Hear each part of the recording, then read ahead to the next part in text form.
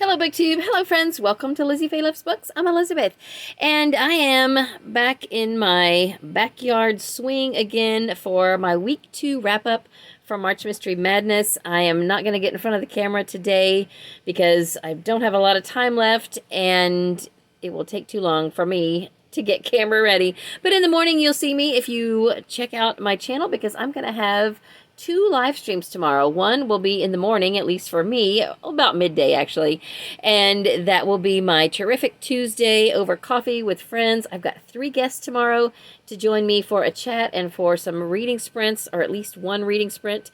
And then tomorrow night, we are going to have a cozy chat with several of the March Mystery Madness hosts who read cozy mysteries, as well as a couple of other booktubers who read cozy mysteries as well. So I hope you will check that out. It's going to be super fun, and I can't wait. So what I have finished this week, a total of 3 books for March Mystery Madness. All of them are mysteries. I am currently reading a couple of things that are not mysteries, and I'll tell you about those in a minute. But for March Mystery Madness and for book club, I read The Witch Elm by Tana French. I listened to this on audio. I have a playaway checked out from the library, and sadly playaways don't speed up audio quite as much as an app like Hoopla or Audible, so I wasn't able to listen to it quite as quickly as I wanted to, so I didn't get it done in time for book club. But I went to book club, I still chatted about it. I think I was over halfway done at that point, and I told everyone there, I said, just go ahead and spoil me, let's just talk about it, tell me who did it and all of that, because honestly, I didn't really care that much. I was very uninterested in this book. I didn't really like the characters. I didn't like the foul language, and I just overall didn't like the book. But I did get through it, and I doubt I will read any other books by Tana French. However, after that, I listened to Mr. Monk Goes to Germany, and this was wonderful.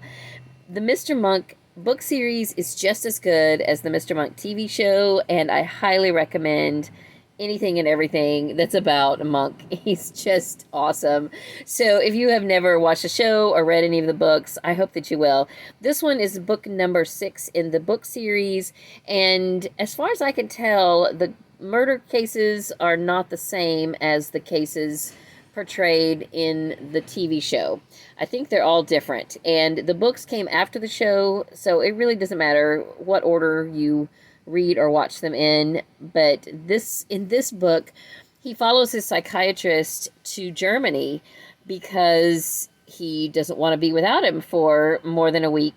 And you may be wondering, wait a minute, you may be thinking, if you've seen the show, Mr. Monk doesn't fly. Well, this was explained in a previous book where Mr. Monk goes to Hawaii, and he is able to get through the flight with some pretty heavy medication, which changes his personality quite a bit, and that adds to the humor of the book. So anyway, if you have never read or watched Monk, I highly recommend it. And if you've watched the show and never read any of the books, then I would also definitely recommend picking up the books. The first several are by Lee Goldberg, and then the last few are by Hy Conrad. I think Hy Conrad was a writer on the show, and I'm not sure about Lee Goldberg. But anyway, they're all really good so far. Then I've got one here I'll show you on my old phone. I read it on my Kindle, but my Kindle is so broken that I didn't bring it out here. This is First Call by Janice J. Richardson. It's book 4 in the Spencer Funeral Home Cozy Mystery, Niagara Cozy Mystery series, and this is the last book. I don't know if she's going to write any more after this, but this series is labeled cozy, but they're really a little more serious than your average cozy. They are cozy in that they're not super gritty, but they are set in a funeral home, and they deal with serious topics. And this one is super interesting because it was published in 2017, and it's about a pandemic. And it's so prophetic. I mean, wow. Miss Richardson, how did you know that this was going to happen? I mean, it's just weird. But anyway, I really did enjoy this book. But like I said, it's a little bit more serious than your average cozy mystery series. A lot of times cozy mysteries have a little more humor, and this definitely really didn't have any humor.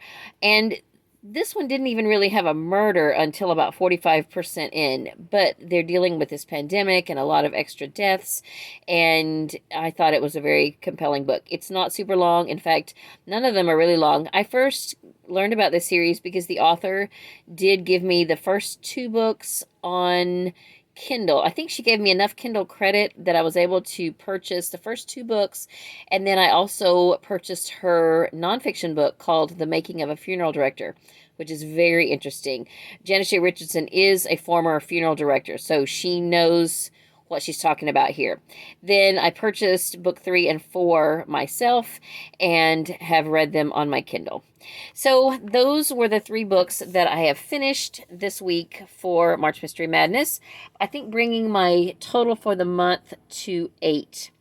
Now, part of the reason I have not gotten as many books read this month as I did, in any given month last year is because I'm reading the Bible in 90 days.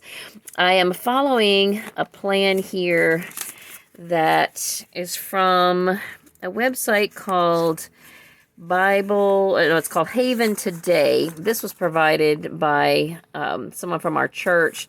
And as you can see, I'm almost down to the bottom. I am caught up through day 43. Tomorrow will be day 44, which is the actual halfway point, because as you see over here, the 88th day is actually the last day. There's two. Sorry, I'm not showing you the right thing here. The 88th day is the last day because there are 2 grace days. So as of tomorrow, I will be at the halfway point.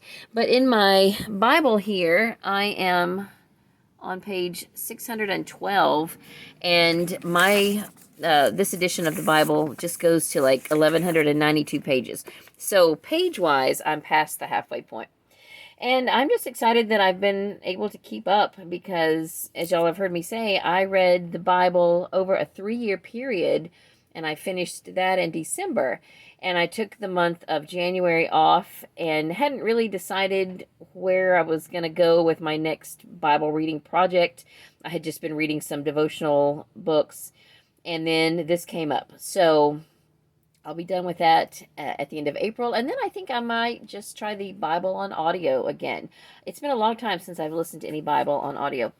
Okay, so I have started Triple Chocolate Cheesecake Murder by Joanne Fluke. This is a new release, and I'm caught up with all the books in this series except for this one.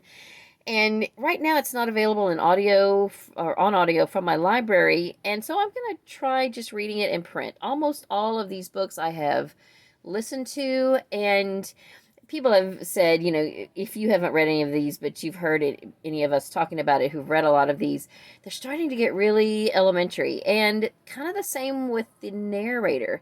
She is starting to grate on me just a little bit. She's a very good narrator, but I don't know. I'm going to just see if maybe I enjoy this one any better by just reading it. And I don't think it'll take super long. It's got a lot of recipes in it, and I can just kind of skim over those, whereas the audio reads through the recipes in their entirety. I think it won't take too long to just read the text. Then for my read-along, we're reading The Guest List by Lucy Foley. So far, I have only read the first 76 pages of this. I am a little bit behind. We are supposed to read 75 pages a week, so I need to get caught back up with this. I do have it on audio on Scribd, so I'll probably just listen to the next 76 pages or 75 pages on audio. In my car, I am listening to The Handsome Man's Deluxe Cafe by Alexander McCall Smith. This is part of the #1 Ladies Detective Agency. I can't even remember what number this is. I have already listened to one of these this month in my car. It was delightful, and I am just about done with the first disc of this book. This is a little bit longer than some of them. I think it has 9 or 10 discs, and sometimes they only have like 5 or 6. So anyway, it's delightful as well, and I'm excited to get to it. Then this one here is a brand new book. It's not even been released yet. This is by my friend Jack Castle. You may have seen my interview with him. He is in the area now. Him and his wife and family actually bought a house in our area. We used to be co-workers way back in the day, and then he moved away to another state, and now I think he's going to be a snowbird, and he's got a winter home here in Florida. And so before he heads back up north for the summer, he's going to be doing a library program on getting a book published, like how to publish a book or whatever, at our local library. Meanwhile, he was talking about needing a new copy editor, and I said, well, I think I could probably do that. I've kind of got an eye for detail. So I am trying my hand at it just for fun, and I'm enjoying it so far. So I'm reading about 35 pages a day in this book, and need to get it done in about another week. And then I will tell you about it at a later date. So for now, that is what I'm currently reading. I've got some other books on my currently reading list, but this is basically what I'm actively reading at the moment. And I have not read anything yet for middle grade March this month, but both the Witch Elm and the guest list count for the Irish Readathon. So that's all I have for this video. I hope to see you tomorrow for my 2 different live streams. I hope you'll join in. That's all for this video. I hope you're having a great day. Read a good book, and God bless you.